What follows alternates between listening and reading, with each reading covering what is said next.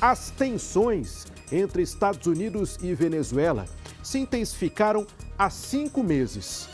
Trump passou a acusar o presidente Nicolás Maduro de ser um narcotraficante fugitivo e dobrou a recompensa pela captura do venezuelano para 50 milhões de dólares, cerca de 273 milhões de reais.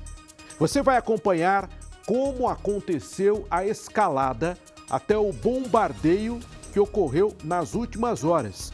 Reportagem especial do Rogério Guimarães, que explica tudo para você agora. Explosões. Gritos. Destruição. Era por volta de 2 horas da madrugada quando moradores da capital venezuelana, Caracas, e das regiões de Miranda, Aragua e La Guaira acordaram com essa cena. Pouco depois, o governo venezuelano afirmou que o país foi alvo de uma agressão militar imperialista por parte dos Estados Unidos. Declarou emergência e acusou os americanos de bombardearem alvos civis e militares. A confirmação dos Estados Unidos veio poucas horas depois, pelo presidente Donald Trump nas redes sociais.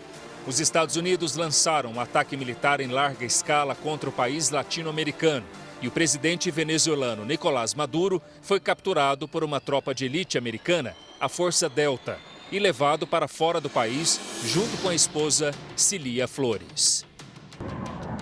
Em uma breve entrevista por telefone para o jornal The New York Times, Trump celebrou e classificou a operação como brilhante.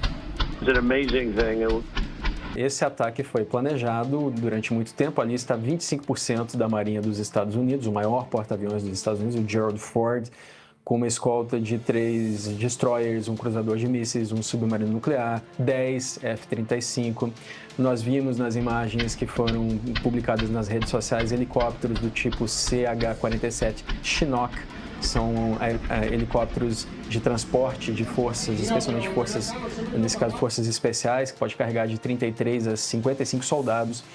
Foi uma ação cirúrgica planejada para destruir alvos militares, radares da Venezuela, pontos de centros de comando e controle e prender o Maduro. A vice-presidente venezuelana Delcy Rodrigues exigiu provas de que Maduro está vivo e pediu uma reunião de emergência ao Conselho de Segurança da ONU.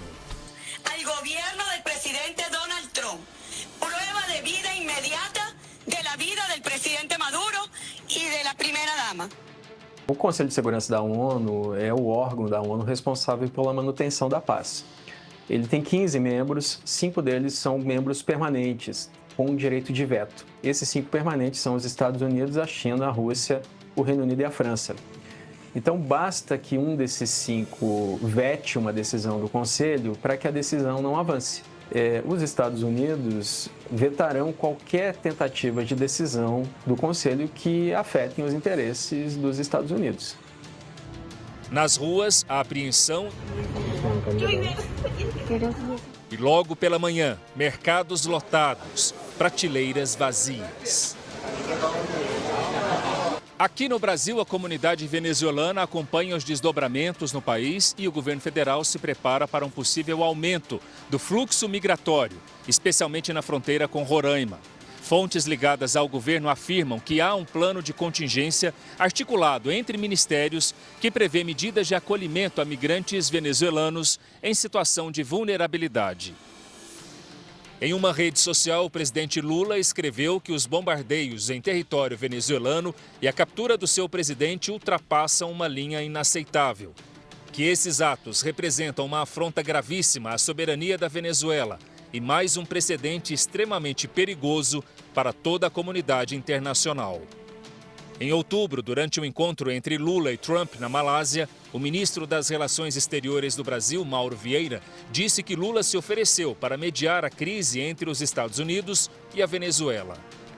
O presidente Lula levantou o tema, disse que a América Latina e a América do Sul, especificamente onde estamos, é uma região de paz e ele se prontificou a ser um contato, seu interlocutor, como já foi no passado, com a Venezuela, para buscar soluções que sejam mutuamente aceitáveis e corretas entre os dois países.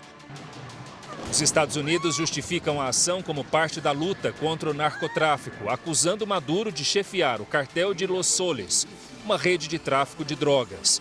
Esse é o clímax de uma escalada que começou há meses. As ameaças de Donald Trump a Nicolás Maduro começaram logo no início do ano passado, quando o norte-americano voltou à Casa Branca. Só que há 5 meses a tensão aumentou quando os Estados Unidos dobraram a recompensa por Maduro para 50 milhões de dólares, cerca de 273 milhões de reais. Trump acusava o presidente venezuelano de ser um narcotraficante fugitivo. Logo depois disso, foram enviados 3 navios de guerra para perto da costa venezuelana no Caribe, como parte de uma operação contra cartéis de drogas. Maduro respondeu. Mobilizou 4 milhões e 500 mil milicianos, grupos armados, para defender o país do que chamou de ameaça do império. E logo depois, o primeiro ataque. Um barco venezuelano no Mar do Caribe foi bombardeado.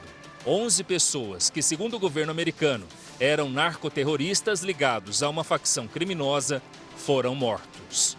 A partir daí, começou uma série de ataques em águas internacionais. Outros 2 barcos foram destruídos, com 6 mortos. A Venezuela decretou estado de exceção, dando mais poderes a Maduro para lidar com as agressões. E os ataques a barcos continuaram. Outras 7 embarcações foram destruídas no Caribe e Pacífico, com cerca de 30 mortos. Trump autorizou operações secretas da CIA na Venezuela e falou em operações terrestres contra cartéis. 3 bombardeiros B-52 sobrevoaram perto da fronteira e helicópteros de elite foram vistos na região. Diante da tensão, Maduro fez um apelo: Not war, just peace. Sem guerra, só paz. Mas os Estados Unidos não recuaram. Enviaram um porta-aviões USS Gerald Ford, o mais avançado do mundo, com capacidade para 90 aviões. Os ataques a embarcações aumentaram, outras 10 foram destruídas, gerando mais mortes. Dessa vez 30. Trump e Maduro conversaram por telefone, mas não chegaram a um acordo. Trump disse que os dias de Maduro estavam contados. Uma pesquisa mostrou que 53% dos latino-americanos apoiavam uma intervenção dos Estados Unidos para depor Maduro. Os Estados Unidos provavelmente vão tentar negociar uma anistia para os militares que sustentam esse regime há mais de 2 décadas e meia. O regime do Chávez e do Maduro não ficou no poder, ele não ficaria sem o apoio dos militares. No mês passado, a tensão virou bloqueio. Os Estados Unidos apreenderam um petroleiro venezuelano. A ação foi classificada como pirataria por Caracas. Trump anunciou um bloqueio total a navios de petróleo. Caças F-18 sobrevoaram os arredores de Caracas.